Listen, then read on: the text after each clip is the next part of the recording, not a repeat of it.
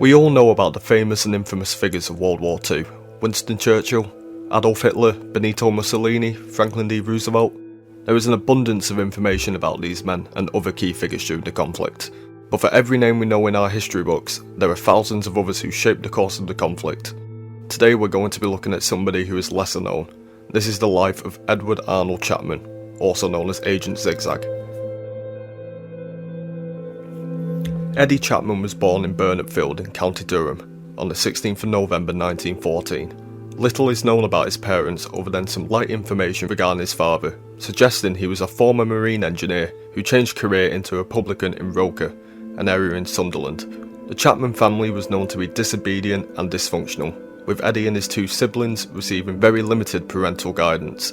Although he was considered a bright child, Eddie would often be truant from school and would instead go to the cinema or have fun on the beach.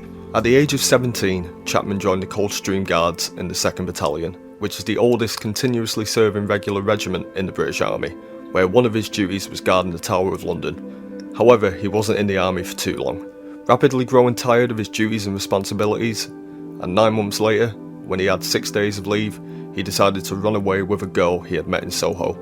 2 months later, the army managed to track him down, where he was subsequently arrested and sentenced to 84 days in a glass house, which is a British military prison, in Aldershot. Following his release, he was dishonourably discharged from the armed service. Chapman returned to Soho and worked casual jobs such as being a barman or an extra in movies. However, due to his extravagant lifestyle, his earnings didn't make ends meet for him, leading to him having gambling debts, and his favour of fine alcohol left him near penniless, leading him to committing more criminal offences such as fraud and theft.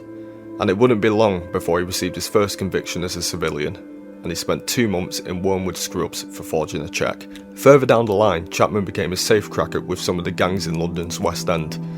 When gaining entry to these safes, they would use gelignite or blasting gelatin, leading them to becoming known as the Jelly Gang.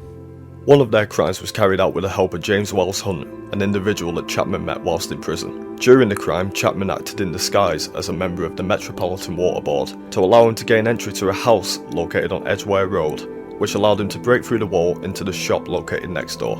The safe was then removed from the property, where it was taken to 39 St Luke's Mews and opened with, you guessed it, gelignite. The Jelly Gang strikes again. Yet again, he was arrested in Scotland and charged for the crime of blowing up a safe from the headquarters of the Edinburgh Cooperative Society. He was released on bail, where he then fled to Jersey. Not learning his lesson, he attempted to carry on with his criminal tendencies. Whilst having a meal with his future fiancée, Betty Farmer, at a Hotel de la Plague, he noticed plainclothes police officers walking towards him, leading him to exit through a window in the dining room, which was closed at the time. He then committed another crime in a burglary the same night, and he was eventually arrested and then later started serving a 2-year prison sentence, which was lucky for him as he would have been serving a much longer sentence on the mainland. Eddie Chapman was still incarcerated by the time the Channel Islands had been invaded by the Germans in the Second World War. During this stretch, he met Anthony Faramus. Following a letter written in German where they had planned to flee the island, they were transferred to Fort de Romainville. Once in France at the converted fort-turned-concentration camp, Chapman displayed willingness to the German guards to become a German spy. Following direction under the head of the Abwehr, Captain Stefan van Groningen, he was trained in parachute jumping, radio communications and explosives, and by that we are talking about proper explosives, not jelly that blows up under certain conditions, alongside other subjects. The Germans would bestow him under the codename Fritzen, often shortened to Fritz. On the 16th of December 1942, Eddie was flown in a converted Focke-Wulf bomber to Britain, equipped with a pistol, cyanide capsule, wireless and £1,000. His task was to sabotage the de Havilland aircraft factory in Hatfield. He must have needed some more of the parachute jumping training, as when attempting to leave the aircraft, he became caught in the hatch. By the time he managed to detach himself, he ended up landing quite a distance from the intended target location of Munford, Norfolk. Unsurprisingly, the British Secret Services knew about Chapman's allegiance to the Germans for quite a while. Using Ultra, they knew of this date and his departure back to Britain. The MI5 Bat Department, Section B1A, a counter-espionage operation where they would capture enemy agents and turn them into double agents, had discussions about the best method to be able to capture Chapman without allowing Ultra to be discovered. Eventually, Operation Nightcap was created, where instead of having a complete manhunt across the country, planes under RAF Fighter Command trailed Eddie's aircraft to find out where his landing site would be. and then upon discovering it, they would alert local police services, who would conduct a search for him under the pretense they were looking for a deserter from the armed forces, which was technically not untrue, though that particular offence was spent. All of this wasn't really necessary though. Shortly after landing, Chapman surrendered himself at a local police station and then offered his services to MI5 himself. He was interrogated at Camp 020, also known as Latchmere House, which is in southwest London. It was decided that Chapman would be deployed as a double agent against the Germans, and was then provided with a case officer named Ronnie Reed. Due to his erratic, unpredictable personal history, British intelligence services would codename Chapman Agent Zigzag. On the night of the 29th and 30th of January 1943, Eddie, alongside MI5 operatives, undertook a sabotage attack on the target given to him by the Germans, the de Havilland Aircraft Factory, where the DH-98 Mosquito combat aircraft was being manufactured. German reconnaissance aircraft took photos of the site and the fake damage which had been carried out by the men, and that was enough to convince Chapman's German commanders that the attack had been successfully undertaken. In order to aid with the believability of the attack, the MI5 also published a story in the Daily Express explaining that the attack had taken place, providing validity to the fabrication. From this point, B1A began preparing for Chapman's return to his German controllers. Messages were sent over radio to the Abwehr asking for extraction by either boat or submarine. Before heading back, Chapman started to learn a cover story for when the Germans would inevitably interrogate him in debriefing regarding what happened while he was in Britain. The Abwehr refused to send a U-boat to transport him back to mainland Europe, and instead instructed him to return by travelling through Lisbon, Portugal. This wasn't the easiest way to get back, as he would have no reason to travel to Lisbon. Further preparations which Chapman had to go through was a fake interrogation at Camp 020 to ensure that his story would hold up when he was actually interrogated by the Germans. His handler, Reed, instructed him to stick to the truth as much as possible, to make the lies he was going to tell them more believable.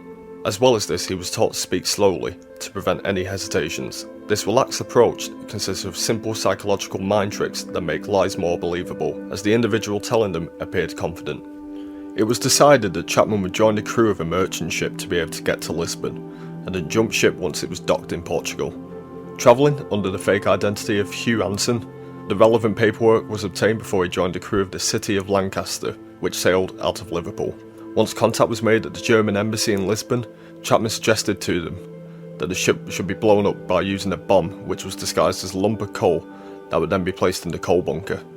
This was done due to a list of questions he was given by the Allies regarding what they wanted information on, and by doing this he was able to gain information and examples of explosive devices that the Germans had developed and feed that information back to the United Kingdom. He was given 2 bombs which were handed to the captain of the vessel. Surprisingly, the Germans did not notice that the ship had not been damaged on its way back to Britain. But to ensure the protection of the Germans' belief that Chapman was working for them, an investigation took place of the ship when it was docked back in the UK, ensuring that gossip would eventually make its way back to the Germans that a plan to blow up the ship had failed. This entire chapter was known as Operation Damp Squib. Following this, Chapman was sent to teach in a German spy school in Oslo, Norway. After a debriefing with Van Groening, Eddie was awarded the Iron Cross for supposedly damaging the de Havilland Aircraft Factory and the City of Lancaster ship. This led to him being the first Englishman since the Franco-Prussian War to receive the award. He was then inducted into the German army as an Oberleutnant, or First Lieutenant. He was also given 110,000 Reichsmark and his own yacht. It's been recorded by an MI5 officer in an assessment that the Germans came to love Chapman. Although he went cynically through all the forms, he did not reciprocate. Chapman loved himself, loved adventure, and loved his country, probably in that order. After Operation Overlord took place, or more famously known as the Battle of Normandy that began with the famous D-Day landings, he was sent back to Britain by the Germans to recall the V1 weapon and the Hedgehog anti-submarine weapon.